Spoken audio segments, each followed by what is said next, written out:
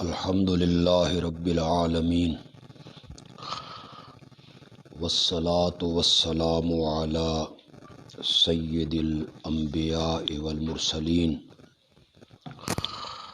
وعلی آلہ واصحابہ اجمعین، اما بعد فاعوذ باللہ من الشیطان الرجیم، بسم اللہ الرحمن الرحیم۔ الحمد للہ رب العالمین الرحمن الرحیم مالک یوم الدین، ایاک نعبد و ایاک نستعین، اہدنا الصراط المستقیم، صراط الذین انعمت علیہم غیر المغضوب علیہم ولا الضالین۔ اللہم صلی علی سیدنا و مولانا محمد وعلی آل سیدنا و مولانا محمد وبارک وسلم ثم صلی علیہ۔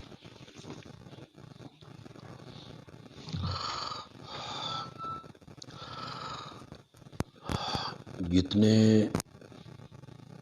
احباب، علماء، طلباء اور طالبات دورہ تفسیر قرآن کی اس کلاس میں شامل ہیں اور انہیں قرآن کی تفسیر، ترجمہ پڑھنے کا شرف حاصل ہو رہا ہے، وہ سب اپنی اپنی جگہ پہ یہ دعا کریں کہ یہ سلسلہ جو آج ہم نے شروع کیا ہے، اللہ اسے اپنی رحمت سے اور اپنے فضل و کرم سے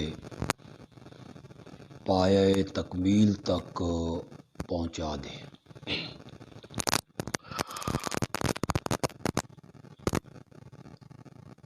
تفسیر قرآن کا جو سلسلہ ہے اور تفسیر قرآن کی جو خدمت ہے، یہ نزول قرآن کے وقت سے لے کے اب تک یہ سلسلہ جاری ہے، اور انشاءاللہ قیامت کی صبح تک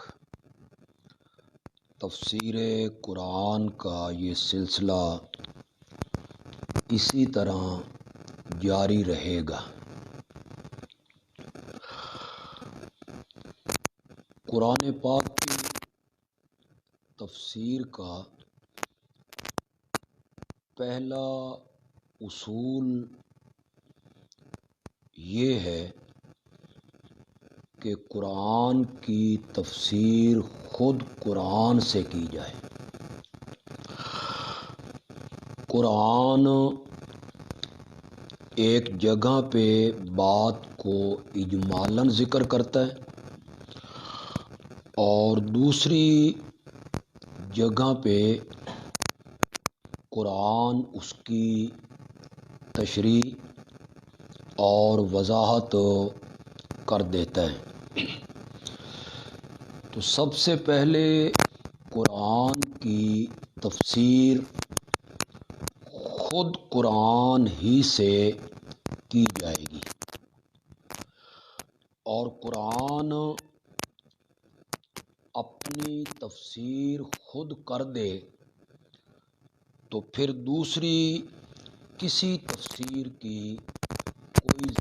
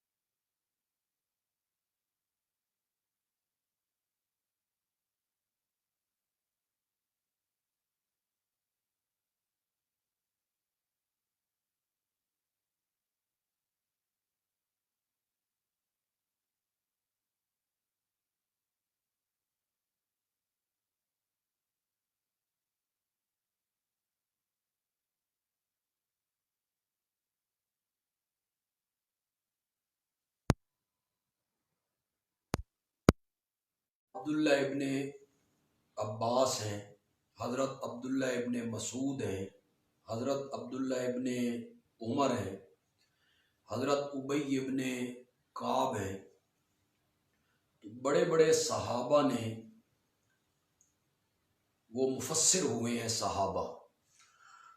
اس کے بعد تابعین میں یہ تفسیر کا سلسلہ جاری رہا، تو تابعین میں بڑے بڑے لوگ ہوئے جنہوں نے قرآن پاک کی تفسیر کی ہے اور وہ مفسر قرآن کہلائے ہیں، جیسے اکرمہ ہو گئے، عطا ہو گئے، ابو العالیہ ہو گئے، قتادہ ہو گئے، مجاہد ہو گئے۔ تو یہ تابعین نے بھی قرآن پاک کی مختلف آیتوں کی تفسیر کی ہے۔ پھر تبع تابعین میں ایسے لوگ ہوئے جو قرآن پاک کے مفسر بنے۔ متقدمین مفسرین میں طبری ہیں، کشاف ہیں، جلالین تفسیر جلالین علامہ سیوطی ہیں، علامہ ابن کثیر ہیں، خازن ہیں، صاحب مدارک ہیں۔ تو یہ بڑی بڑی تفسیریں عربی زبان میں لکھی گئیں۔ متاخرین مفسرین میں علامہ آلوسی ہیں، جنہوں نے تفسیر روح المعانی یعنی قرآن پاک کی بہت خوبصورت تفسیر انہوں نے لکھی، اور تفسیر مظہری ہے، یہ متاخرین مفسرین میں شامل ہوتے ہیں۔ لیکن ہم جو گفتگو کریں گے وہ بر صغیر پاک و ہند، اس میں جو مفسرین ہوئے ہیں بر صغیر پاک و ہند میں، جنہوں نے تفسیری میدان میں قرآن کی خدمت کی ہے، ہم ان کا ذکر کریں۔ ان میں حضرت شاہ ولی اللہ محدث دہلوی رحمۃ اللہ علیہ کا جو خاندان ہے وہ ایک منفرد اور ممتاز حیثیت رکھتا ہے۔ سب سے پہلے ہندوستان میں حضرت شاہ ولی اللہ محدث دہلوی رحمۃ اللہ علیہ نے قرآن پاک کا فارسی میں ترجمہ کیا تھا، اور ایک مختصر سی تفسیر، انتہائی مختصر، انہوں نے فارسی ہی میں لکھی، جس کا نام تفسیر فتح الرحمان ہے۔ یہ اس زمانے میں ہندوستان میں فارسی بولی جاتی ہے، لکھی جاتی ہے، سرکاری زبان ہے، اس لیے انہوں نے فارسی میں قرآن پاک کا ترجمہ بھی کیا اور ایک ہلکی سی تفسیر بھی انہوں نے لکھی۔ اس کے بعد ان کے بیٹے ہیں حضرت شاہ عبد القادر محدث دہلوی رحمۃ اللہ علیہ۔ انہوں نے یہ ضرورت محسوس کی کہ ہندوستان میں جو اردو بولنے والے لوگ ہیں وہ قرآن پاک کا ترجمہ نہیں جانتے، تو انہوں نے قرآن پاک کا ترجمہ اردو میں فرمایا اور ایک مختصر سی تفسیر بھی انہوں نے اردو میں کی، جو مختلف جو قرآن چھپے ہوئے ہیں ترجمے والے، ان کے حاشیے پر آج بھی درج ہے تفسیر موضح القرآن۔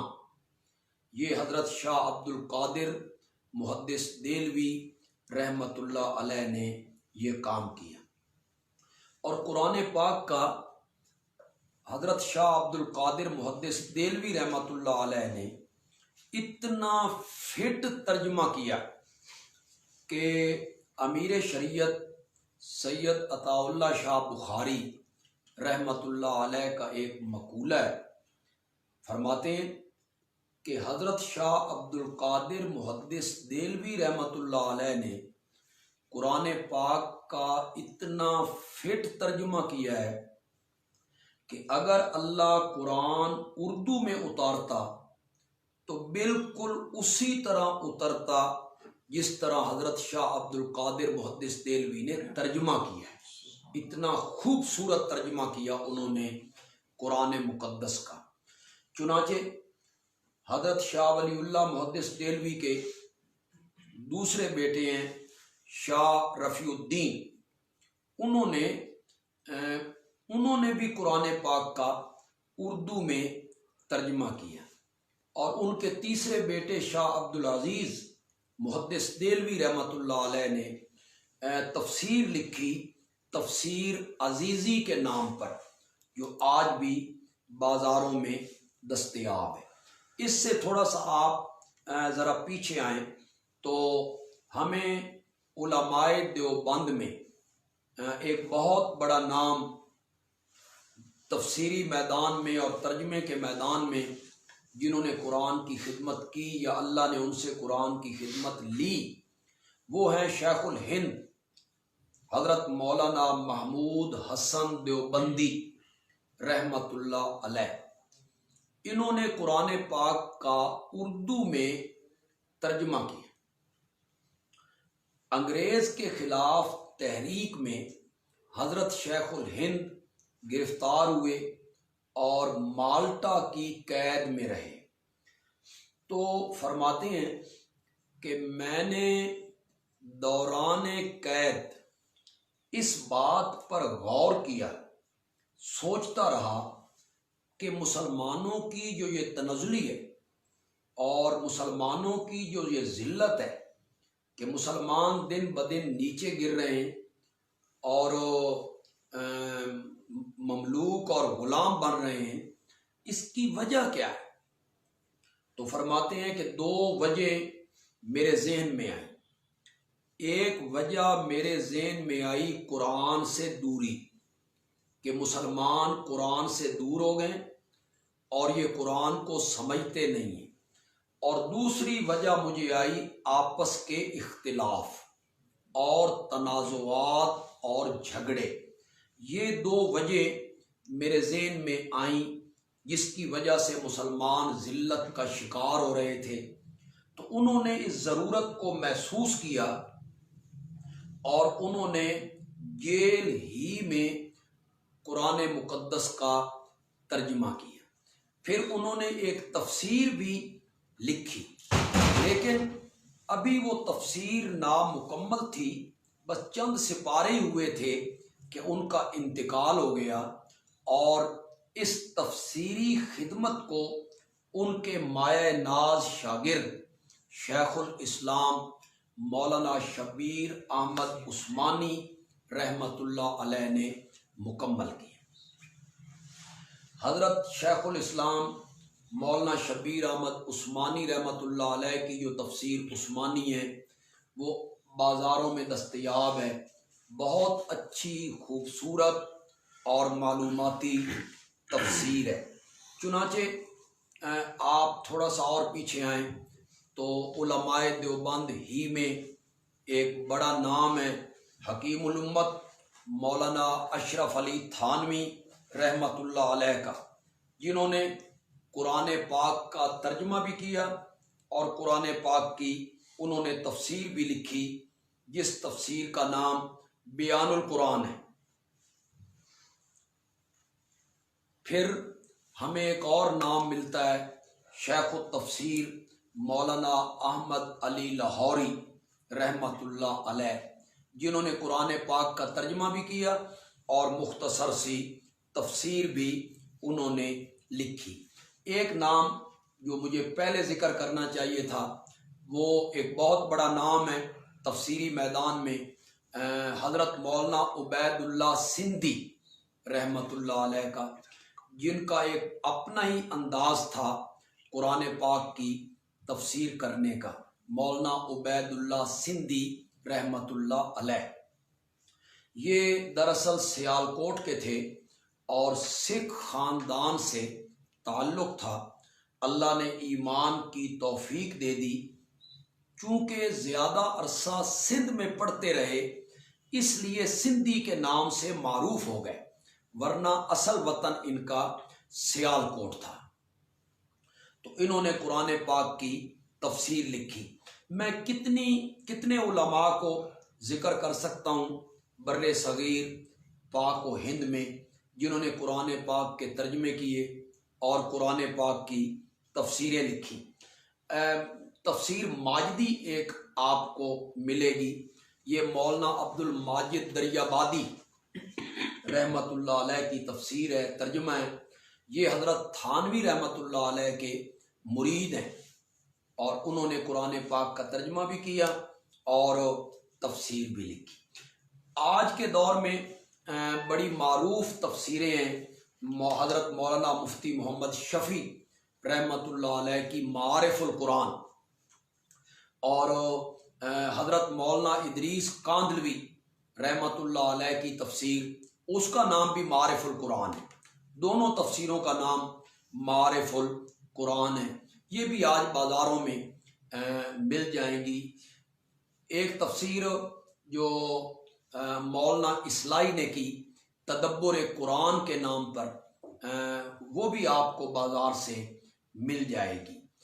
تو یہ جتنی تفسیروں کا میں نے ذکر کیا، تو ایک سوال ذہن میں پیدا ہوتا ہے کہ عربی میں جب ایک تفسیر لکھ دی گئی تھی، مثلا تفسیر طبری لکھی گئی ابن جریر، تو پھر حافظ ابن کثیر کو کیا ضرورت تھی کہ وہ بھی عربی میں ایک تفسیر لکھتے، اور پھر علامہ سیوطی کو کیا ضرورت پڑی کہ وہ بھی ایک تفسیر لکھتے، اور پھر علامہ آلوسی کو کیا ضرورت پڑی کہ وہ بھی روح المعانی کے نام پر ایک تفسیر لکھتے۔ عربی کے اندر ایک تفسیر لکھی گئی ہے، بس وہ بڑی ہے لوگوں کو پڑھنے کے لیے۔ اسی طرح اشکال پیدا ہوگا کہ جب حضرت عثمانی نے ایک تفسیر لکھ دی تھی، تفسیر عثمانی، تو پھر حضرت تھانوی کو کیا ضرورت پڑی تھی، پھر حضرت لاہوری کو کیا ضرورت پڑی، اور مولانا عبد الماجد دریابادی کو کیا ضرورت پڑی کہ وہ بھی ایک نئی تفسیر لکھنے بیٹھ جائیں۔ اور معارف القرآن حضرت مولانا مفتی محمد شفیع رحمۃ اللہ علیہ نے لکھ دی تھی، تو پھر حضرت کاندلوی کو کیا ضرورت پڑ گئی کہ وہ بھی ایک تفسیر لکھیں اور اس کا نام بھی معارف القرآن ہی ہو۔ تو یہ کیوں ایسا ہوا، یہ ایک سوال سا ذہنوں میں پیدا ہوتا ہے۔ اس کے لیے میں نے یہ ساری تقریر کی ہے آپ کے سامنے۔ جواب اس کا یہ ہے کہ ہر مفسر کا رنگ الگ ہوتا ہے، ہر مفسر کی تفسیر کا انداز الگ ہوتا ہے۔ جس طرح ہر پھول کا رنگ الگ ہے اور ہر پھول کی خوشبو الگ ہے، اسی طرح ہر مفسر کی تفسیر کا انداز جو ہے وہ الگ ہے۔ قرآن جو ہے یہ مضامین کا ایک سمندر ہے، ٹھاٹھے مار رہا ہے۔ اس کی تہ میں بڑے ہیرے، جواہرات، لولو و مرجان موتی چھپے ہوئے ہیں اس کی تہ میں۔ جو مفسر بھی اس میں غوطہ لگاتا ہے، جو عالم بھی اس میں غوطہ زن ہوتا ہے، وہ نئے سے نئے موتی نکال کے باہر لے آتا ہے۔ اس لیے ہر مفسر نے اپنے اپنے انداز میں اور اپنے اپنے ذوق کے مطابق قرآن پاک کی تفسیر کی ہے۔ چنانچہ ہماری یہ جو کلاس ہے دورہ تفسیر کی، جو انشاءاللہ 19 رمضان تک چلے گی، ہم اس میں جس عالم کی تفسیر کے انداز میں گفتگو کریں گے اس عالم کا نام ہے رئیس المفسرین مولانا حسین علی واں بھچروی رحمۃ اللہ علیہ۔ ہم ان کے انداز سے گفتگو کریں گے اور ان کے انداز پہ ہم تفسیر پڑھیں گے اور پڑھائیں گے۔ مولانا حسین علی رحمۃ اللہ علیہ کا بس میں مختصر سا آپ کو تعارف کروا دیتا ہوں۔ یہ شاگرد ہیں امام الہند حضرت مولانا رشید احمد گنگوہی رحمۃ اللہ علیہ۔ بس اتنا ہی تعارف ان کے لیے کافی ہے کہ وہ کتنے عظیم استاد کے شاگرد ہیں۔ امام الہند مولانا رشید احمد گنگوہی رحمۃ اللہ علیہ کے وہ معتمد علیہ شاگرد ہیں اور بڑے مایہ ناز شاگردوں میں وہ شامل ہیں۔ تو انہوں نے قرآن پاک کی تفسیر کی، ان کا ایک اپنا انداز ہے قرآن پاک کی تفسیر کرنے کا، اور ہم اسی انداز کے مطابق آپ کو قرآن پاک کا ترجمہ اور قرآن پاک کی تفسیر پڑھانے کی کوشش کریں گے انشاءاللہ۔ سب سے پہلی بات اس میں یہ ذہن میں رکھیں کہ مولانا حسین علی رحمۃ اللہ علیہ ان کا خیال یہ ہے کہ قرآن کی ہر صورت دوسری صورت کے ساتھ مربوط ہے اور ہر آیت دوسری آیت کے ساتھ مربوط ہے، یعنی ہر صورت کا دوسری صورت سے ایک تعلق ہے اور ہر آیت کا دوسری آیت کے ساتھ ایک گہرا تعلق ہے، یعنی وہ نظم قرآن کے قائل ہیں۔ نظم قرآن کے قائل ہیں کہ قرآن ایک منظم کتاب ہے، مربوط کتاب ہے۔ یہ میں نے اس لیے ذکر کیا کہ کئی مفسرین جو آیتوں کے درمیان تعلق پیدا نہ کر سکے تو انہوں نے یہ کہہ دیا کہ یہ واقعات کی کتاب ہے۔ ایک واقعہ بیان کرتا ہے قرآن، پھر دوسرا واقعہ بیان کر دیتا ہے، پھر کبھی جہنم کا ذکر کر دیتا ہے، کبھی دنیا کی بے ثباتی کا ذکر کر دیتا ہے، کبھی جہنم کے عذاب کا ذکر کر دیتا ہے۔ تو یہ نسائی کی ایک کتاب ہے اور اس میں کوئی ضروری نہیں کہ آپس میں آیتوں کا تعلق ہو اور صورتوں کا آپس میں تعلق ہو۔ مولانا حسین علی رحمۃ اللہ علیہ فرماتے ہیں کہ نہیں، یہ رب کا کلام ہے اور شہنشاہ کا کلام ہے۔ کوئی عام آدمی بھی بے ربط گفتگو کرے، یعنی اس کی گفتگو کے درمیان ربط نہ ہو، تعلق نہ ہو، کبھی پشاور کی کہے اور کبھی کراچی کی، تو اس کی بات بھی سننے کے لیے کوئی بندہ تیار نہیں ہوتا۔ چہ جائے کہ شہنشاہ عرش کا مالک بے ربط گفتگو کرے گا، نہیں، ہر آیت کا دوسری آیت سے تعلق ہے اور ہر صورت کا دوسری صورت سے کیا ہے؟ تعلق ہے۔ وہ کہتے ہیں یہ مربوط کتاب ہے، منظم کتاب ہے۔ دلیل ان کی کیا ہے؟ دلیل ان کی یہ ہے کہ اگر یہ قرآن مربوط نہ ہوتا اور ہر صورت کا دوسری صورت سے تعلق نہ ہوتا اور ہر آیت کا دوسری آیت سے تعلق نہ ہوتا تو قرآن کی ترتیب وہی ہوتی جس طرح قرآن اترا تھا، اسی طرح پھر قرآن کی ترتیب ہونی چاہیے تھی. سب سے پہلی سورت ہوتی اقرا بسم ربک الذی خلق، وہ سب سے پہلے اتری ہے. سورت فاتحہ 5ویں نمبر پہ اتری ہے تو اسے 5ویں نمبر پہ جگہ ملنی چاہیے تھی. لیکن سورت فاتحہ کو سب سے ابتدا میں جگہ ملی اور سورت اقرا بسم ربک الذی خلق اسے آخری پارے میں جگہ ملی. اگر یہ کتاب مربوط نہ ہوتی، قرآن مربوط نہ ہوتا اور ہر آیت کا اور سورت کا دوسری آیت سے تعلق نہ ہوتا تو پھر اس کی ترتیب بھی نزولی ہونی چاہیے تھی. جس طرح اترا تھا اسی طرح ترتیب ہوتی، لیکن اس طرح ترتیب نہیں ہے، ترتیب بدل گئی ہے. تو یہ جو ترتیب ہمارے پاس ہے اس میں سب سے پہلے سورت فاتحہ ہے، پھر سورت البقرہ ہے، پھر آل عمران ہے، پھر نساء ہے، پھر مائدہ ہے، پھر انعام ہے، پھر آراف ہے، پھر انفال ہے، پھر توبہ ہے، پھر یونس ہے، پھر ہود ہے، پھر یوسف ہے، اور سب سے آخر میں سورت الناس ہے. تو یہ ترتیب خود نبی اکرم صلی اللہ علیہ وسلم نے رکھی ہے اور اللہ کے حکم سے رکھی ہے. اللہ کے حکم سے نبی اکرم صلی اللہ علیہ وسلم نے یہ ترتیب دی ہے. اگر بقرہ کا فاتحہ سے کوئی تعلق نہیں تو پھر آپ نے فاتحہ کے ساتھ بقرہ کیوں رکھوائی؟ اگر آل عمران کا بقرہ سے تعلق نہیں تو آپ نے آل عمران کو سورت البقرہ کے ساتھ کیوں رکھوایا؟ اسی طرح جب کچھ آیتیں اترتی تھیں تو آپ فرماتے تھے اسے فلاں آیتوں کے ساتھ رکھ دو اور اسے فلاں آیتوں کے ساتھ رکھ دو، تو آپ ان کو مخصوص آیتوں کے ساتھ رکھواتے تھے. تو اس رکھوانے کی کوئی نہ کوئی وجہ تو ہوگی.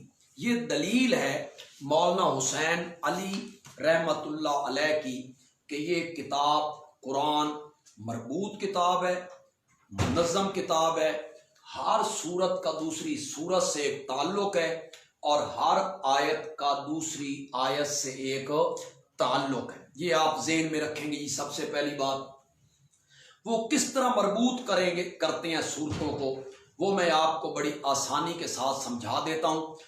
جتنے احباب ہمارے اس کلاس میں جو آن لائن ہم پڑھا رہے ہیں اس میں جو شریک ہیں، میں نے پہلے بھی عرض کیا تھا کہ وہ قرآن کا ایک نسخہ، ایک کاپی اور ایک قلم اپنے پاس رکھیں اور چند چیزیں جو اہم ہیں وہ ضرورت محسوس کرتے ہیں اس کو وہ نوٹ کرتے چلے جائیں. کس طرح مربوط کرتے ہیں مولانا حسین علی، اس کا بڑا آسان سا طریقہ ہے. مولانا حسین علی رحمت اللہ علیہ نے کچھ اصطلاحات بیان کی ہیں جی. ان اصطلاحات کو، اس کا نام وہ اصطلاح رکھتے ہیں، اس کو آپ اصول کہہ لیں، قانون کہہ لیں، ضابطہ کہہ لیں. وہ جو قرآن پاک کی اصطلاحات مولانا حسین علی رحمت اللہ علیہ نے ترتیب دی ہیں ان میں سے کچھ اصطلاحات میں آپ کے سامنے رکھتا ہوں جی. آپ اسے نوٹ کرتے چلے جائیں اور ان اصطلاحات کو آپ اپنے ذہن میں بٹھا لیں، انہیں پکا لیں، انہیں بعد میں اس کا مطالعہ کریں دوبارہ. یہ اصطلاحات اگر آپ کو سمجھ آ گئیں تو آپ کو قرآن پاک کا ترجمہ اور تفسیر سمجھنے میں بہت آسانی ہو جائے گی. بہت حد تک ہمارا یہ مسئلہ حل ہو جائے گا. وہ اصطلاحات کیا ہیں جی؟ مولانا حسین علی رحمت اللہ علیہ کا کہنا یہ ہے کہ ہر صورت میں اللہ ایک دعویٰ پیش کرتے ہیں. میں ابھی اس کی مثال پیش کر دوں گا قرآن پاک سے. ہر صورت کا ایک دعویٰ اللہ پیش کرتے ہیں اور دعوے کی مثال تخم جیسی ہے، تخم، بیج. ہر درخت کا ایک الگ بیج ہوتا ہے جسے ہم تخم بھی کہتے ہیں، اور درخت اپنے بیج کے ذریعے اور درخت اپنے تخم کے ذریعے دوسرے درخت سے الگ ہوتا ہے، اسے تخم ہی الگ کر رہا ہے۔ مثلا یہ انار کا درخت ہے، یہ مالٹے کا ہے، یہ سیب کا ہے، تو اسے کون سی چیز الگ کر رہی ہے کہ یہ سیب کا ہے، یہ انار کا ہے، یہ خرمانی کا ہے، یہ مالٹے کا ہے، یہ اسے کون سی چیز الگ کر رہی ہے؟ تخم، اس کا بیج اسے الگ کر دیتا ہے۔ جس طرح تخم اور بیج ہر درخت کو دوسرے درخت سے الگ کر دیتا ہے، اسی طرح ہر صورت کا دعویٰ اس صورت کو دوسری صورت کے مضامین سے الگ کر دیتا ہے۔ وہ پہچان ہے دعویٰ اس صورت کی۔ تو ہر صورت کا ایک دعویٰ ہوتا ہے جس کی مثال بیج اور تخم کی طرح ہے۔ دیکھیں، یہ جو بیج ہے جو زمین میں آپ نے بو دیا، پھر اس کی ایک کونپل نکلی، پھر اس کا تنا بنا، پھر اس پر شاخیں لگی، پھر اس پر پتے لگ گئے، پھر اس پر پھول لگ گئے، پھل لگ گئے۔ تو وہ جو بیج ہے نا، اس کا اثر اس کے تنے میں بھی ہے، اس بیج کا اثر اس کی ٹہنیوں میں بھی، اس بیج کا اثر اس کے پتوں میں بھی، اس بیج کا اثر اس کے پھولوں میں بھی، اس بیج کا اثر اس کے پھلوں میں بھی۔ تعلق ہر چیز کا بیج کے ساتھ ہے، بیج کے ساتھ ہے، اس تخم کے ساتھ ہے۔ تو تخم کا اثر درخت کے تمام اجزاء کو شامل ہے، تنے کو بھی، ٹہنیوں کو بھی، پتوں کو بھی، پھلوں کو بھی، پھولوں کو بھی۔ اسی طرح سورت کا جو دعویٰ ہے، اسی سے تمام آیتیں پھوٹ رہی ہیں۔ وہ جو تنے ہیں، وہ جو شاخیں ہیں، وہ جو پھل ہیں، وہ جو پھول ہیں، وہ اس دعوے ہی سے پھوٹ رہے ہیں۔ تو ساری سورت جو ہے اپنے دعوے کے گردا گرد گھوم رہی ہوتی ہے۔ ساری سورت کے مضامین، آیتیں اس دعوے کے گردا گرد گھوم رہے ہیں۔ یہ ابھی میں ذکر کروں گا اصطلاحات کو، تو انشاءاللہ ساری بات آپ کو آسانی کے ساتھ سمجھ آ جائے گی۔ تو فی الحال آپ نے یہ ذہن میں رکھ لیا کہ ہر سورت کا ایک دعویٰ ہوتا ہے، مرکزی مقام ہوتا ہے، مرکزی مضمون ہوتا ہے، اور اس کی مثال بیج اور تخم جیسی ہے، اور پوری سورت جو ہے اس دعوے کے آس پاس ارد گرد گھوم رہی ہے، اور پوری سورت اس دعوے کو ثابت کر رہی ہے۔ بس یہ ذہن میں رکھیں، ہر سورت کا ایک دعویٰ ہوتا ہے۔ میں اس کے لیے ایک مثال آپ کے سامنے رکھ دیتا ہوں۔ جن لوگوں نے قرآن پاک اپنے سامنے رکھے ہوئے ہیں، اپنے اپنے گھروں میں ہیں، وہ قرآن پاک کو ذرا کھولیں۔ یہ سورۃ البقرہ ہے، اور سورۃ البقرہ کی آیت نمبر 21 ہے جی۔ اس کو کھولیں جی۔ سورۃ البقرہ کی آیت نمبر 21 ہے۔ اعوذ باللہ من الشیطان الرجیم، بسم اللہ الرحمن الرحیم۔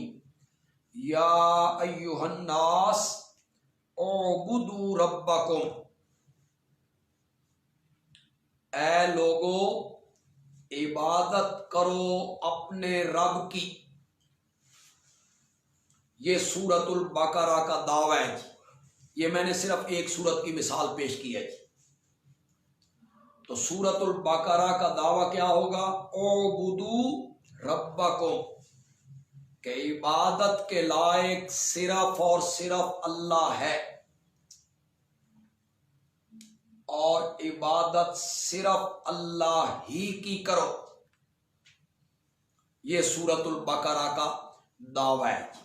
پھر ایک مرتبہ سمجھیے، میں اس کو اس لیے بار بار دہرا رہا ہوں کہ مجھے یہ احساس ہے کہ ہمارے اس کلاس میں جو شامل ہونے والے لوگ ہیں وہ سارے علماء نہیں ہیں، اور وہ سارے دینی مدارس کے طلباء نہیں ہیں جو جلدی اس بات کو سمجھ جاتے ہیں، بلکہ عام لوگ اس کلاس میں شامل ہیں۔ تو مجھے ذرا ان کی علمی حیثیت اس کا لحاظ کرنا پڑے گا۔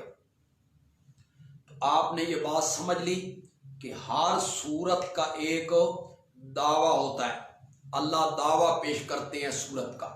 تو سورۃ البقرہ کا دعویٰ اس کی آیت نمبر 21 میں اللہ نے بیان کیا، اے لوگو اعبدوا ربکم، عبادت کرو اپنے رب کی۔ یہ سورت کا دعویٰ ہو گیا ہے۔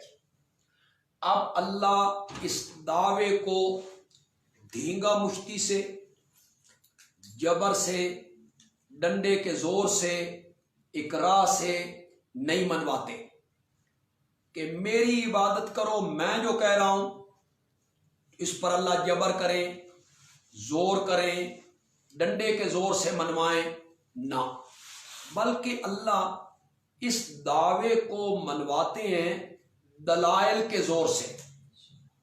اللہ اس پر دلائل پیش کرتے ہیں کہ میرا دعویٰ صحیح دعویٰ ہے، یہ دلیلیں ہیں اس کی، اس کو مانو۔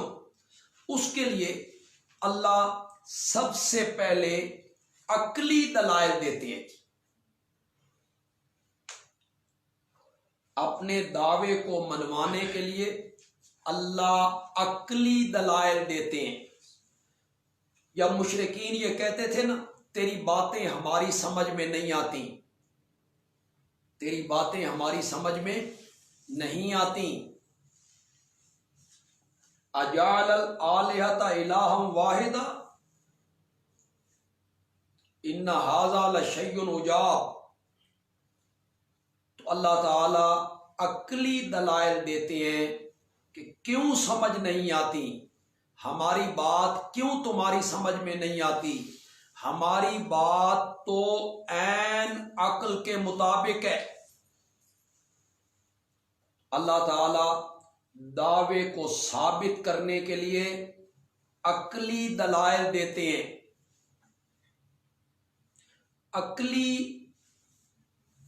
دلیل دو قسم پہ ہے جی، دو قسم کی اللہ عقلی دلیلیں دیتے ہیں۔ ایک عقلی دلیل محض، بس اللہ نے کوئی چیز بیان کر دی ہے، وہ یہیں دیکھ لیں اس کی مثال، سورۃ البقرہ آیت نمبر 21۔ اللہ نے دعویٰ پیش کیا اور اس کے بعد اللہ نے اسی جگہ پر اور آگے آیت نمبر 22 میں اللہ نے اس کی مثال بھی، اس کی دلیل عقلی اللہ نے بیان کر دی۔ یا ایھا الناس اعبدوا ربکم، اے لوگو عبادت کرو اپنے رب کی۔ اب اللہ اس پر عقلی دلیل دینے لگے ہیں، کیوں؟ الذی خلقکم، اس لیے کہ اس نے تمہیں پیدا کیا ہے، والذین من قبلکم، اس لیے کہ اس نے تم سے پہلے لوگوں کو بھی پیدا کیا ہے۔ پھر آیت نمبر 22 میں اللہ نے اس دلیل کو آگے بڑھایا، الذی جعل لکم الارض فراشا، جس نے تمہارے لیے زمین کو بچھونا بنایا، والسماء بناء، آسمان کو چھت بنایا، وانزل من السماء ماء، اور آسمان سے پانی اتارا، فاخرج به من الثمرات رزقا لکم، اور مختلف قسم کے پھلوں سے تمہیں روزی تمہارے لیے اس پانی کے ذریعے زمین سے باہر نکالی۔ اسے کیا کہیں گے جی؟ دلیل عقلی، یعنی ہمارا دعویٰ عقل کے عین مطابق ہے۔ عبادت اس کی ہونی چاہیے جو خالق ہے، جس نے پیدا کیا ہے، جو بارش برسانے والا ہے، زمین و آسمان کو بنانے والا ہے۔ اور دلیل عقلی کی دوسری قسم کیا ہے جی؟ دلیل عقلی علی سبیل الاعتراف من الخصم. یہ زبر ہم نے عربی میں بول دیا. دلیل عقلی علی سبیل الاعتراف من الخصم، اس کا معنی یہ ہے ایسی دلیل عقلی جس کا اعتراف مخالفین سے کروایا جا رہا ہے، دشمن سے، کفار سے، مشرکین سے پوچھا جا رہا ہے تم خود بتاؤ. اس کو کیا کہیں گے؟ دلیل عقلی علی سبیل الاعتراف من الخصم. اس کے لیے ذرا آپ سورت یونس نکالیں گے جی.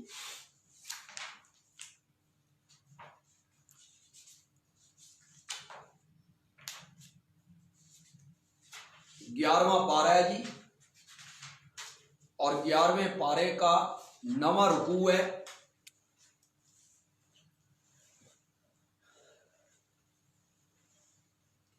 گیارہویں پارے کا 9واں رکوع اور سورت یونس کی آیت نمبر ہے 31.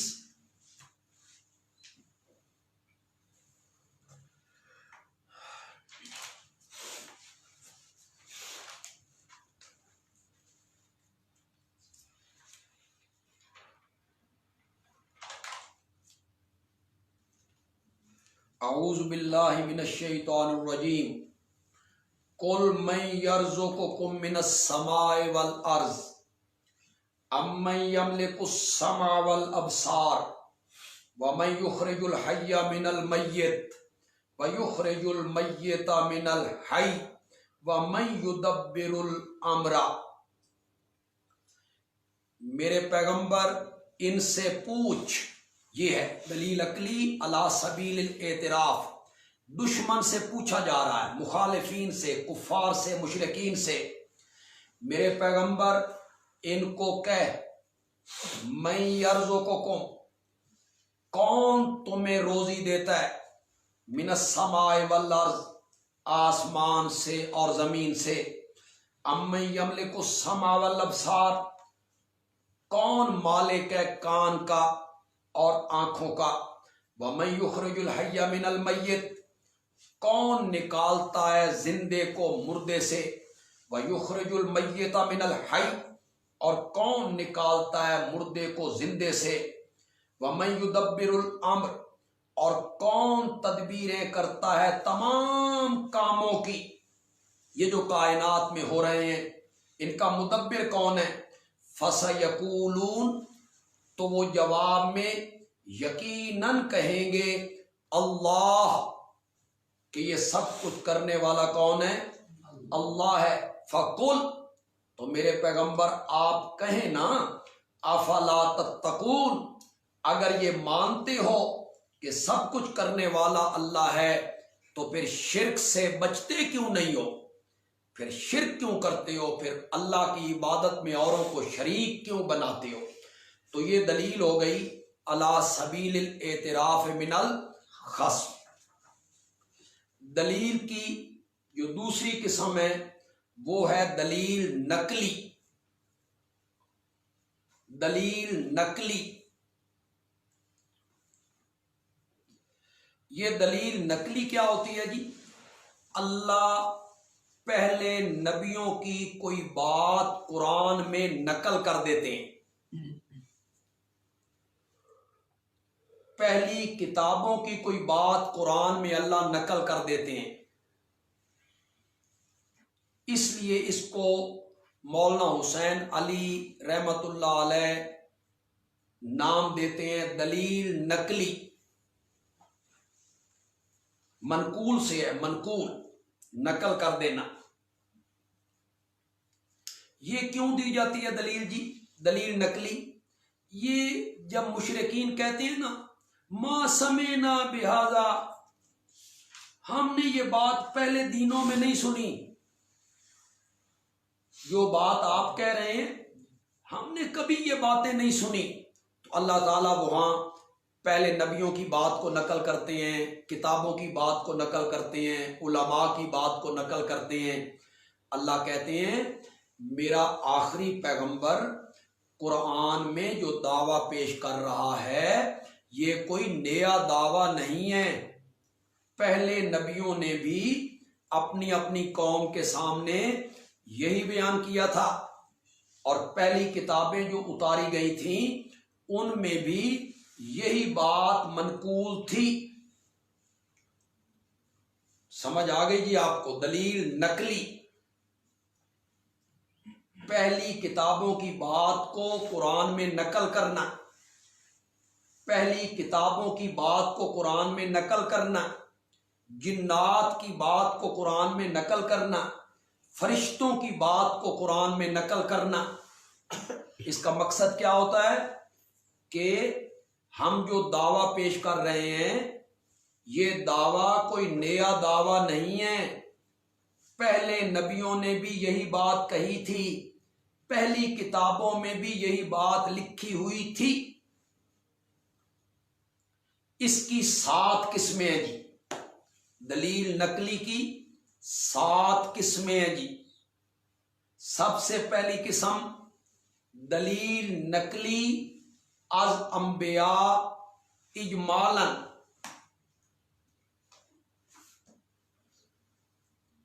اس کے لیے ذرا دیکھیے جی 17 پارے میں آئیے۔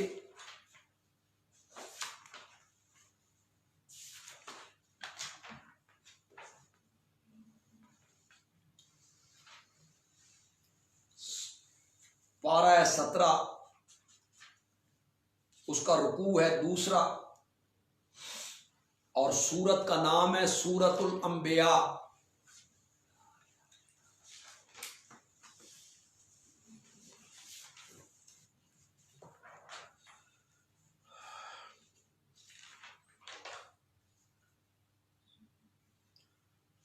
اور سورت الانبیاء کی آیت نمبر ہے 25۔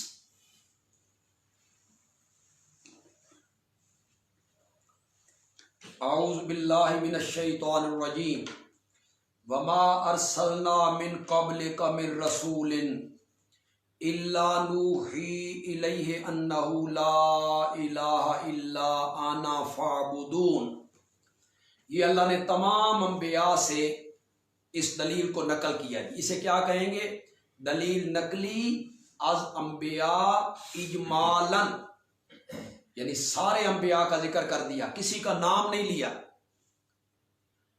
اور نہیں بھیجا ہم نے آپ سے پہلے کوئی رسول مگر ہم اس کی طرف یہی وحی کرتے تھے کہ میرے سوا معبود کوئی نہیں، فاعبدون، پس میری ہی عبادت کرو۔ تو تمام انبیاء کا یہی دعویٰ تھا، اعبدوا ربکم، کہ عبادت کے لائق ہے تو وہ صرف اور صرف اللہ رب العزت کی ذات ہے۔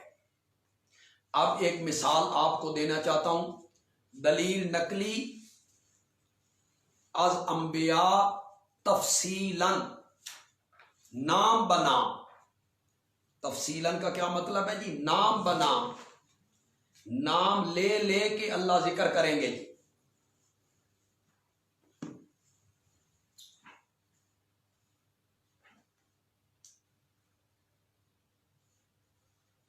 سورت ہود میں اور سورت آراف میں اللہ نے حضرت نوح علیہ السلام کا ذکر کیا، حضرت ہود کا ذکر کیا، حضرت صالح کا ذکر کیا، حضرت لوط کا ذکر کیا، حضرت ابراہیم کا ذکر کیا۔ تو وہ ساری مثالیں اپنے ذہن میں رکھیں جی، سورت آراف میں اور سورت ہود میں۔ میں جو مثال پیش کرنے والا ہوں یہ میں سورت مریم سے پیش کرتا ہوں۔ سورت مریم ہے 16واں پارہ ہے، رکوع ہے 6، اور آیت نمبر ہے سورت مریم کی 41۔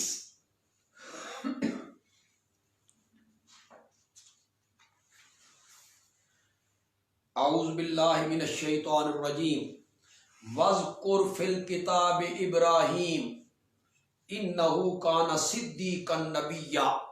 یہ اب دلیل نقلی از ابراہیم. کیا کہا انہوں نے اپنے باپ کو جو بت پرست تھا، بت گر تھا، بت فروش تھا؟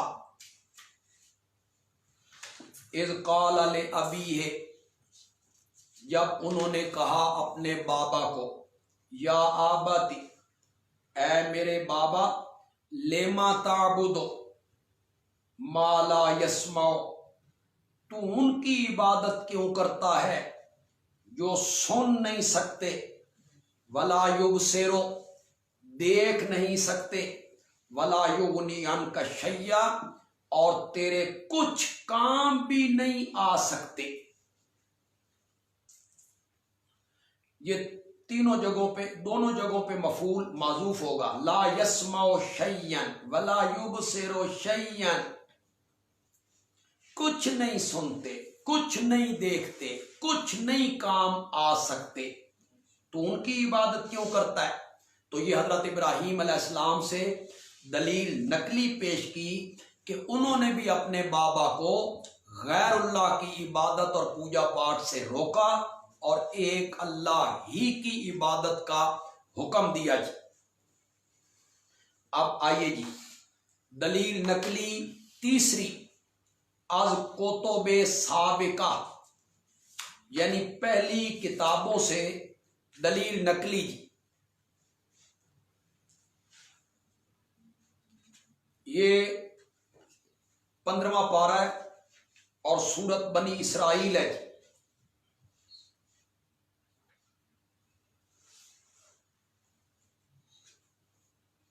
15واں پارہ سورت بنی اسرائیل اور اس کی آیت نمبر ہے 2.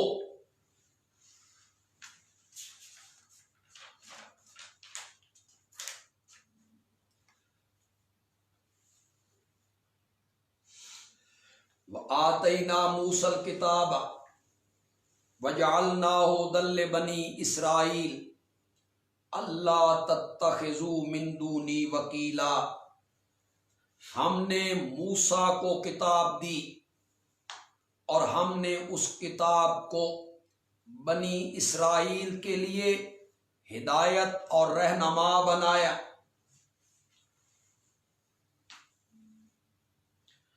کیا تھا اس کتاب میں؟ اس کتاب کا دعویٰ کیا تھا؟ وہ کتاب کے نزول کا مقصد کیا تھا؟ اللہ تتخذوا من دونی وکیلا، کہ میرے سوا کسی کو کارساز نہ بناؤ، میرے سوا کوئی کارساز نہیں ہے. تو تورات میں بھی یہی دعویٰ مذکور تھا کہ عبادت کے لائق کارساز اور مددگار وہ ہے تو صرف اللہ رب العزت کی ذات ہے. چوتھی دلیل نقلی از علماء اہل کتاب. یہ سورت بقرہ میں آئیے پہلے پارے میں.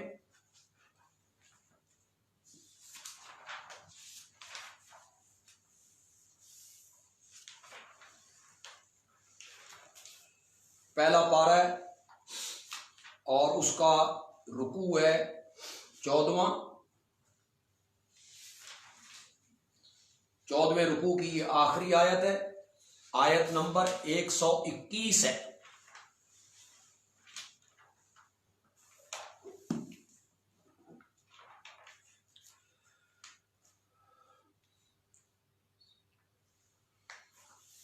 الذین آتیناہم الکتاب، جن لوگوں کو ہم نے کتاب دی تھی، یتلونہ حق تلاوتہ، وہ پڑھتے ہیں اس کو جس طرح حق ہے اس کے پڑھنے کا، یعنی تحریف نہیں کرتے، کتمان نہیں کرتے، چھپاتے نہیں ہیں، جس طرح وہ اتری تھی اسی طرح اس کو پڑھتے ہیں. اولئک یؤمنون بہ، وہی لوگ ایمان لاتے ہیں ساتھ اس قرآن کے بھی.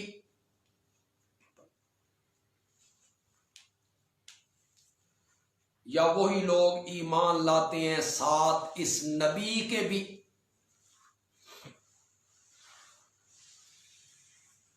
نبی پاک کا پیچھے ذکر ہو رہا ہے، وَلَئِنِ اتَّبَعْتَ أَهْوَاءَهُمْ بَعْدَ الَّذِي جَاءَكَ مِنَ الْعِلْمِ، تو یہ دلیل نقلی از علماء اہل کتاب جو نبی پاک کے زمانے میں موجود تھے اور جو صحیح عالم تھے وہ قرآن پاک کو تسلیم کر گئے۔ اب پانچویں قسم ہے دلیل نقلی از ملائکہ۔ اس کے لیے سورت آل عمران میں آئیے جی، یہ سورت آل عمران ہے، تیسرا پارہ ہے، تیسرے پارے کا 10واں رکوع ہے۔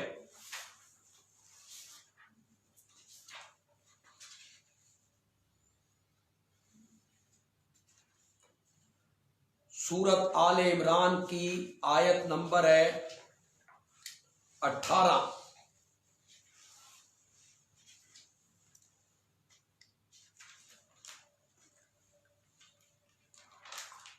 سورت آل عمران کی آیت نمبر 18۔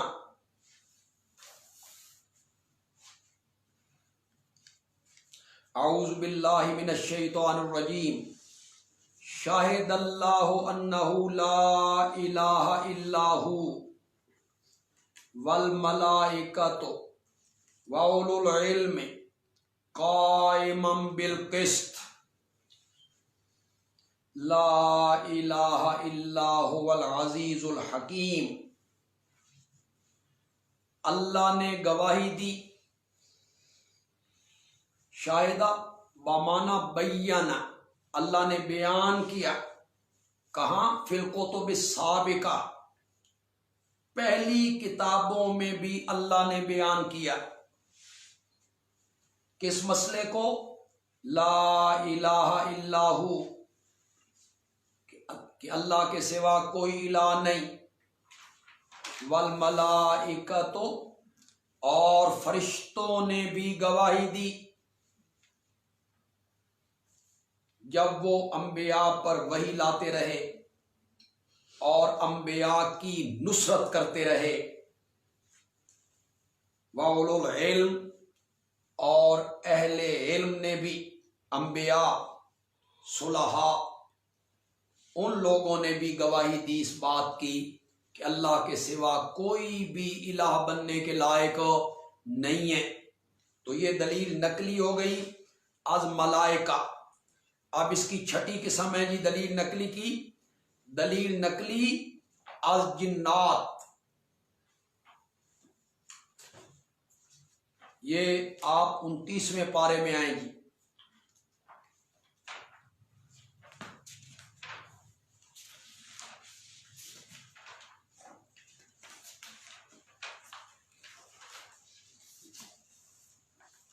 انتیسواں پارہ ہے جی، 29ویں پارے کا 11واں رکوع ہے۔ سورت کا نام ہے سورت الجن۔ یہ دلیل نقلی از جنات، جنات کی بات کو قرآن میں نقل کیا گیا ہے۔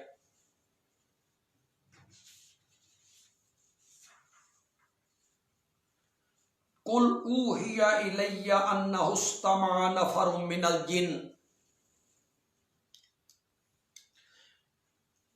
میرے پیغمبر آپ کہیں میری طرف وحی کی گئی کہ جنوں کی ایک جماعت نے اس قرآن کو غور سے سنا، فقالو،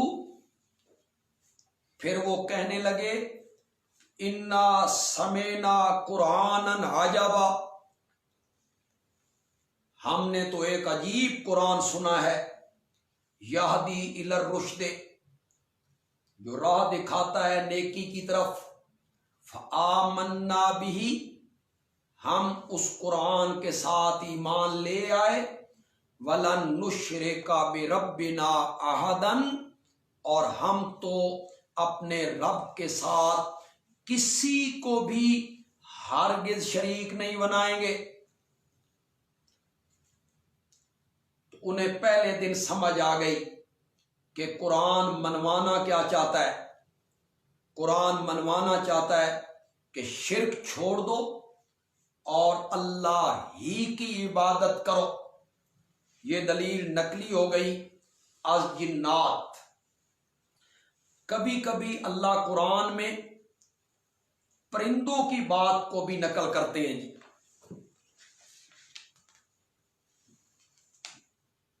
یہ آپ سورت نمل میں آئیں جی.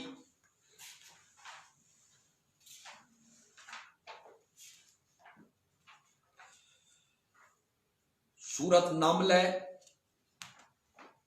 19واں پارہ ہے اور اس کا رکوع ہے 17واں.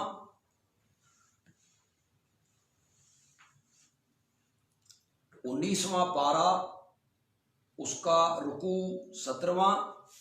سورت نمل اور سورت نمل کی آیت نمبر ہے 25.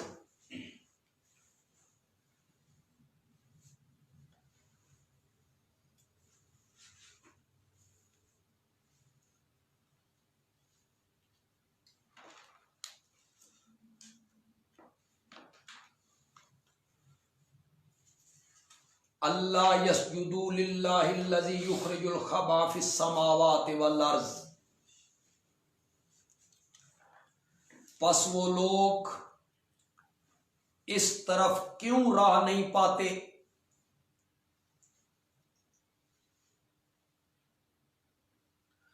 انہیں ہدایت کیوں نہیں مل رہی؟ اللہ یسجدوا للہ، کیوں نہیں وہ سجدہ ریز ہوتے اس اللہ کے لیے جو چھپی ہوئی چیزیں نکال دیتا ہے آسمانوں میں اور زمین میں.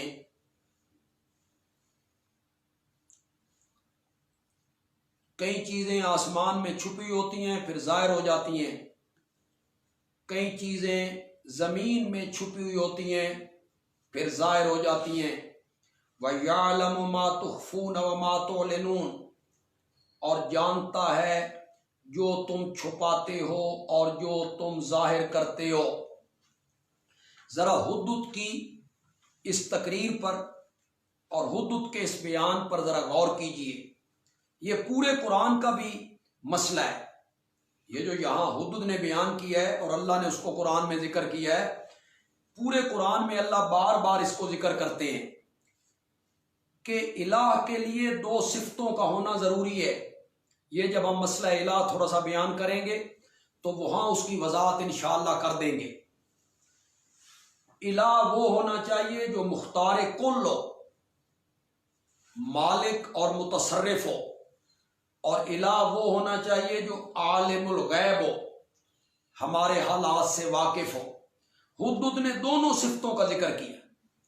آسمان و زمین کی چھپی ہوئی چیزیں باہر نکال دیتا ہے، مالک ہے، مختار ہے، متصرف ہے. وَيَعْلَمُ مَا تُخْفُونَ وَمَا تُعْلِنُونَ، عالم الغیب ہے، ہر چیز کو جانتا ہے. یہ 2 صفتیں ذکر کرنے کے بعد حدود نے نتیجہ نکالا، اللہ لا الہ الا ہو.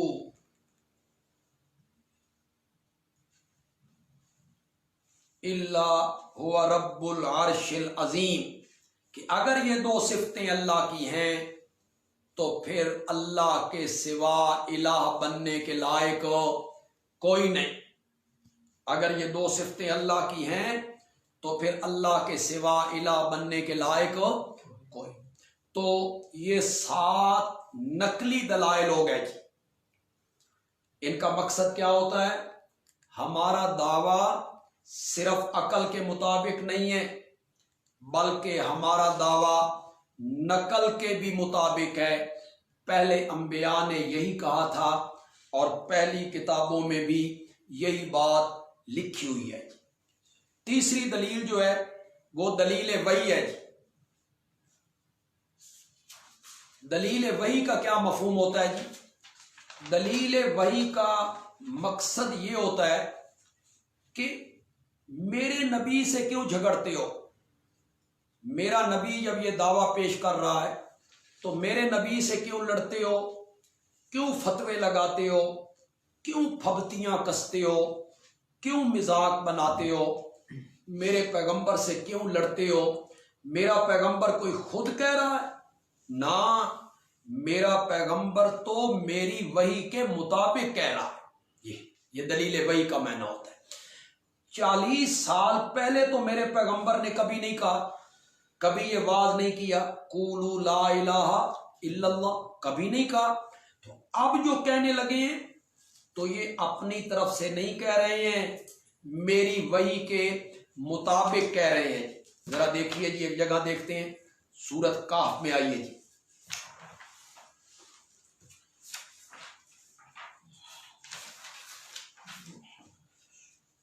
یہ 16واں پارہ ہے اور 16ویں پارے کا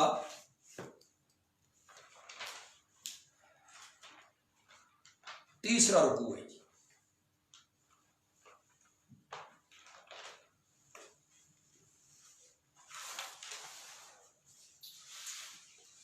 سولہویں پارے کا 3 رکوع اور آیت نمبر ہے 110، سورۃ کہف ہے جی، سورۃ کہف کی آیت نمبر 110۔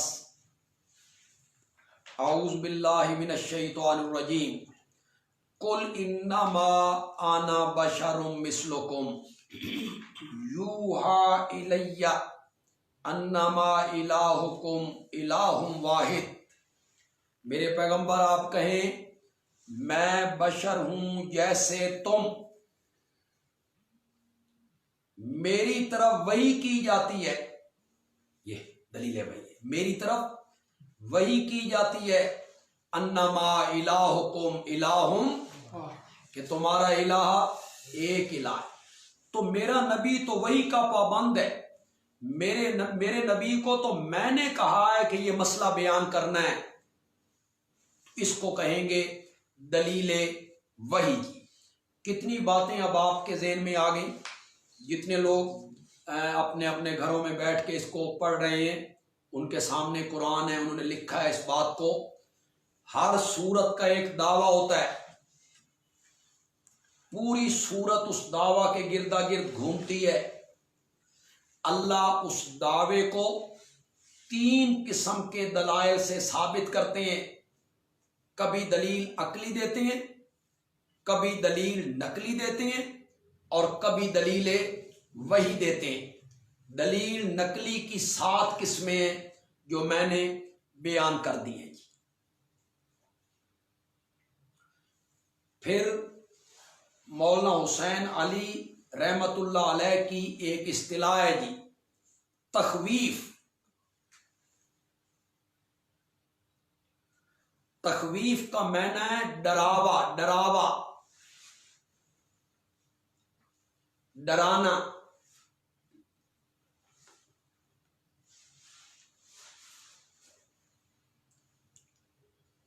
یہ تخویف کیوں بیان ہوتی ہے جی صورتوں میں؟ اس کا تعلق دعوے کے ساتھ کیا ہے جی؟ اللہ تعالیٰ کہتے ہیں میرے دعوے کو مان لو، اگر نہیں مانو گے تو پھر میں دنیا میں پکڑ لوں گا۔ اس کو کہیں گے تخویف دنیاویہ۔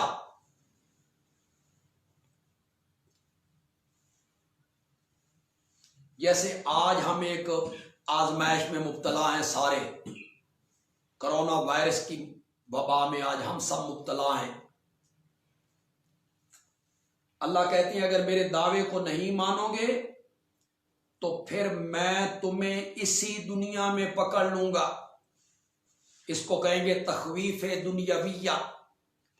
اور کبھی کبھی اللہ کہیں گے کہ مرنے کے بعد میرے پاس نہیں آنا، میرے پاس آنا ہے تو میں پوچھ لوں گا، تمہیں جہنم کا راہ دکھائیں گے، تمہیں ہم جہنم میں ڈال دیں گے۔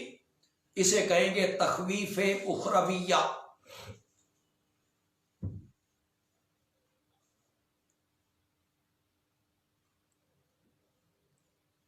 اس کی ایک مثال میں آپ کے سامنے رکھ دیتا ہوں۔ سورۃ مریم میں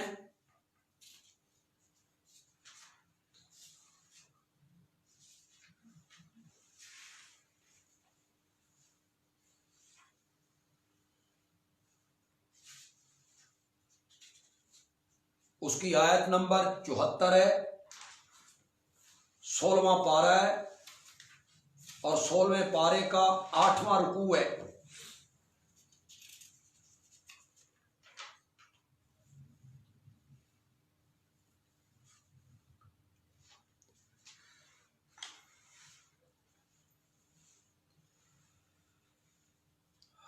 وَكَمْ أَهْلَكْنَا قَبْلَهُمْ مِنْ قَرْنٍ هُمْ أَحْسَنُ أَثَاثًا وَرِئْيًا،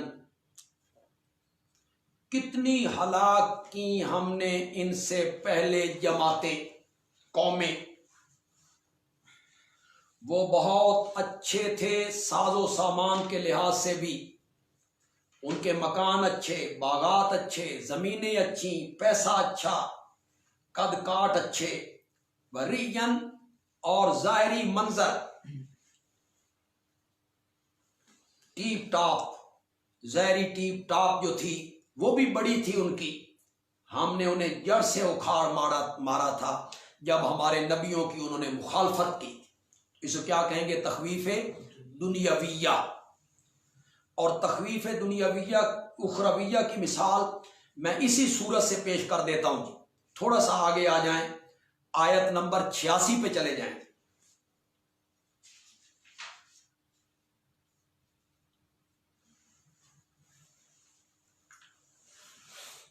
وَنَسُوقُ الْمُجْرِمِينَ إِلَى جَهَنَّمَ وِرْدًا، اور ہم ہانکیں گے مجرموں کو جہنم کی طرف، وردن پیاسا۔ اگر ہمارے دعوے کو نہیں مانو گے تو مجرم بنو گے، اور مجرموں کو ہم جہنم کی طرف پیاسا ہانک دیں گے۔ اسے کہیں گے تخویف اخرویہ۔ تو کیا سمجھ آئی جی؟ یہ تخویف، جسے ہم اپنی زبان میں کہیں گے ڈراوا، یہ کیوں سنایا جاتا ہے جی؟ اس کا تعلق دعوے کے ساتھ ہوتا ہے۔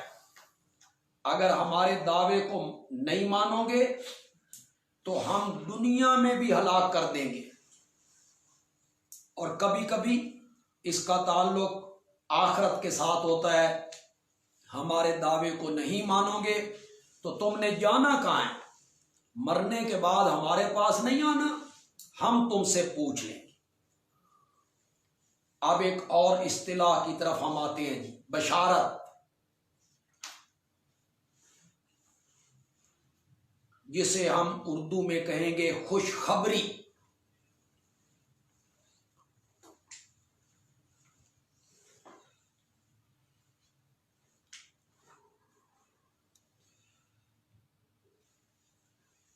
اس کا تعلق بھی کبھی کبھی دنیا کے ساتھ ہوگا جی، اس کو ہم کہیں گے بشارت دنیاویہ۔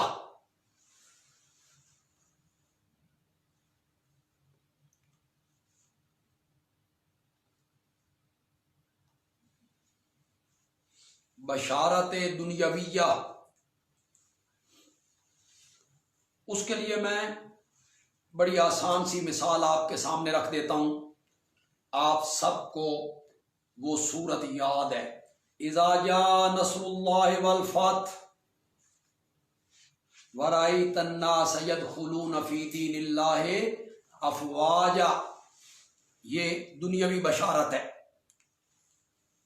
اللہ کی نصرت آ گئی، فتح آ گئی، لوگ فوج در فوج اسلام کے اندر داخل ہونے لگے۔ اس کو کہیں گے بشارت دنیاویہ۔ اور کبھی کبھی بشارت ہوگی اخرویہ، جس کا تعلق آخرت کے ساتھ ہوگا۔ اس کے لیے ایک مثال سنیے جی، سورۃ الکہف،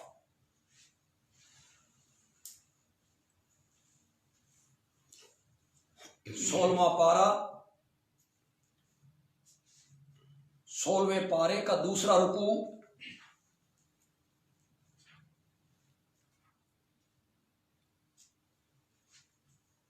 اور آیت نمبر ہے 109۔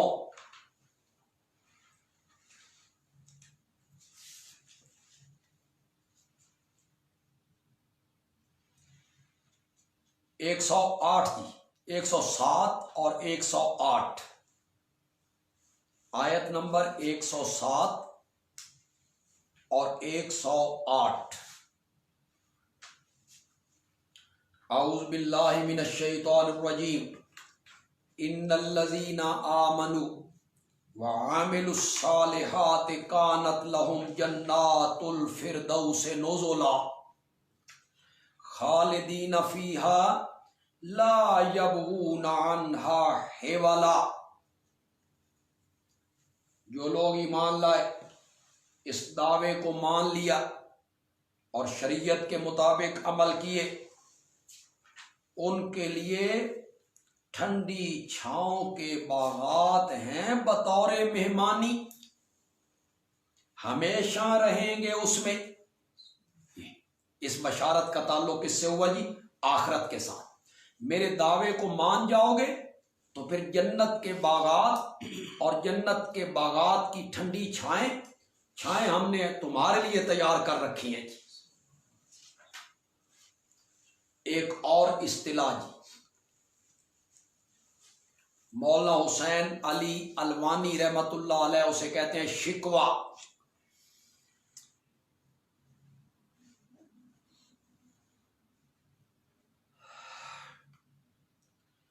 شکوہ کے بارے میں تھوڑی سی بات آپ سن لیں تاکہ آپ کو سمجھ آ جائے۔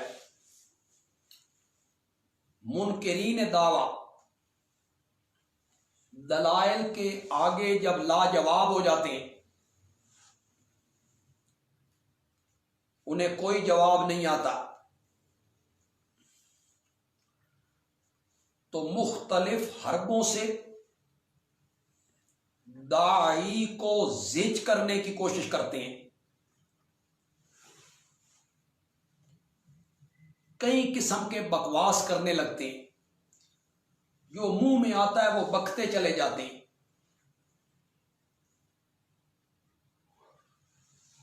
مقصد یہ ہوتا ہے کہ لوگ اس دعوے کو تسلیم نہ کریں،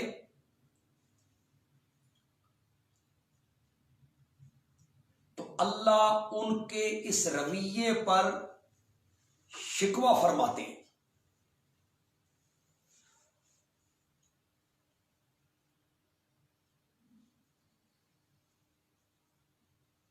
اس کی ایک مثال ہم دیکھتے ہیں۔ سورۃ حامیم سجدہ،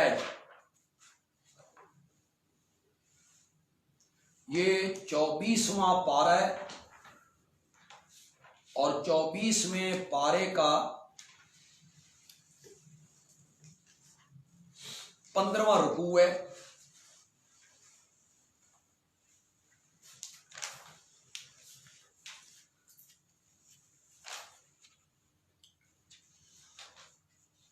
چوبیسویں پارے کا 15واں رکوع، سورت کا نام ہے حامیم السجدہ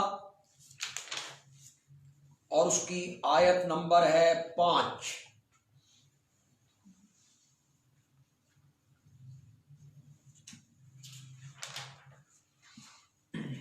وَقَالُوا قُلُوبُنَا فِي أَكِنَّةٍ مِّمَّا تَدْعُونَا إِلَيْهِ۔ یہ ذہن میں رکھیں کہ شکوہ جو ہے یہ اس کی ابتدا کالا یا کالو سے ہوتی ہے۔ ظاہر بات ہے وہ کہتے ہیں اس نے کہا،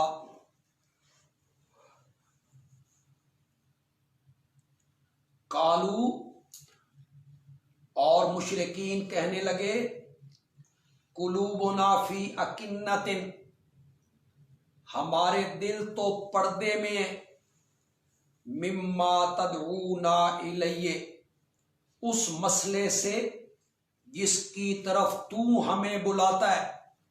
مما، ما سے مراد مسئلہ توحید ہے جی، جس مسئلہ توحید کی طرف تو ہمیں بلاتا ہے اور جو تیرا دعویٰ ہے لا الہ الا اللہ، ہمارے دل پردے میں، وفی آذاننا وقر، ہمارے کانوں میں بوجھ ہے، ومن بیننا وبینک، حجابن، ہمارے درمیان اور تیرے درمیان ایک پردہ ہے۔ یہ مختلف قسم کے بکواس کرنے، زج کرنے کے لیے باتیں بنانی، مختلف حربے استعمال کرنے، اسے شکوہ کہتے ہیں۔ اس کی بہت ساری مثالیں آتی چلی جائیں گی، مختلف صورتوں میں جب ہم پڑھیں گے تو ہم آپ کو لکھواتے چلے جائیں گے اور انشاءاللہ آپ اس وقت محسوس کر لیں گے۔ بس اتنا آپ فی الحال ذہن میں رکھیں کہ مخالفین دلائل کے آگے لاجواب ہوتے ہیں، تو داعی کو زج کرنے کے لیے مختلف قسم کے حربے استعمال کرتے ہیں تاکہ لوگ اس دعوے کو نہ مانیں، مختلف قسم کے بکواس کرتے ہیں۔ کبھی کہتے ہیں شاعر ہے، مجنون ہے، دیوانہ ہے، جادوگر ہے، اساطیر الاولین ہے، پہلے لوگوں کی کہانیاں ہیں، فلاں لوہار سے پڑھ کے آ جاتا ہے، یہ اس طرح کی باتیں۔ تو کبھی کبھی اللہ شکوے کو ذکر کرتے ہیں، جواب ذکر نہیں کرتے۔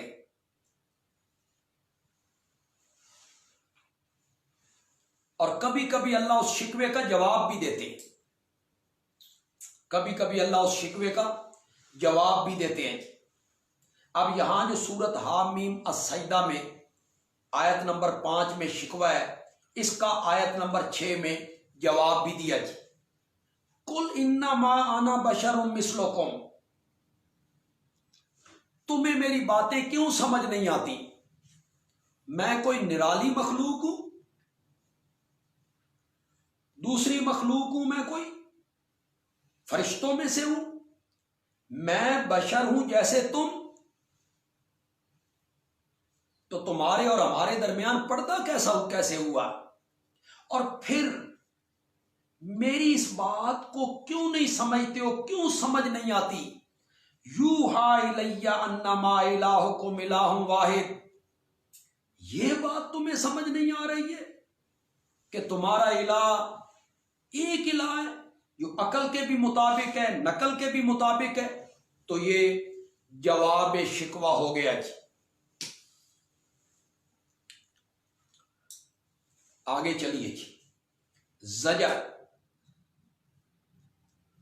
منکرین دعویٰ کی غلط حرکات پر اور نارویوں پر اللہ انہیں ڈانٹتے ہیں، ڈانٹتے۔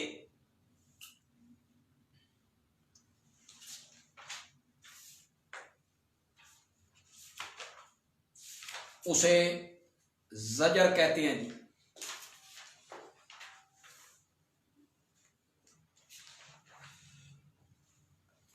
یہ سورت حامیم مومن ہے جی۔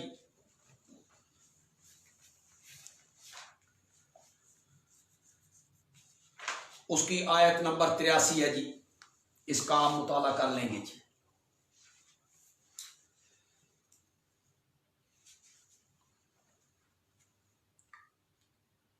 ایک بات جو میں یہاں علماء کے لیے اور طلباء کے لیے کہنا چاہتا ہوں کہ ہم نے شکوہ کو الگ بیان کیا، زجر کو الگ بیان کیا، تو زجر اور شکوے کے درمیان ایک معمولی سا فرق ہے۔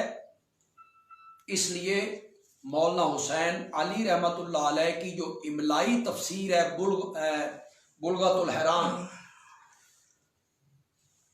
اس میں شکوے کی جگہ زجر لکھ دیتے ہیں، زجر کی جگہ شکوہ لکھ لیتے ہیں جی۔ یہ ملحوظ خاطر رہے جی اہل علم اور طلباء کے لیے جی۔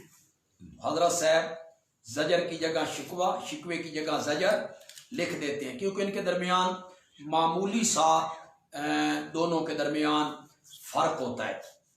ہم نے ایک اصطلاح پڑھی جی آج، ہر صورت کا ایک دعویٰ ہوتا ہے، دعوے کو اللہ عقلی دلائل سے ثابت کرتے ہیں اور اس کے لیے اللہ نقلی دلائل دیتے ہیں، جس کی 7 قسمیں ہیں، اس پر اللہ دلیل وحی دیتے ہیں، اور دعوے کے نہ ماننے والوں کو اللہ ڈراوے سناتے ہیں، تخویف۔ کبھی اس کا تعلق دنیا کے ساتھ، کبھی آخرت کے ساتھ ہوتا ہے۔ دعوے کے ماننے والے لوگوں کو اللہ خوشخبری دیتے ہیں، کبھی خوشخبری کا تعلق دنیا کے ساتھ، کبھی آخرت کے ساتھ ہوتا ہے، اور اللہ مشرکین کے ناروا رویوں پر اور ان کے حربوں پر اور ان کے بکواسات پر اللہ شکوہ اور زجر فرماتے ہیں جی۔ 15 منٹ کے لیے ہم وقفہ کریں گے اور 9:45 بجے انشاءاللہ کلاس کا دوبارہ آغاز ہوگا جی۔ وما علینا الا البلاغ۔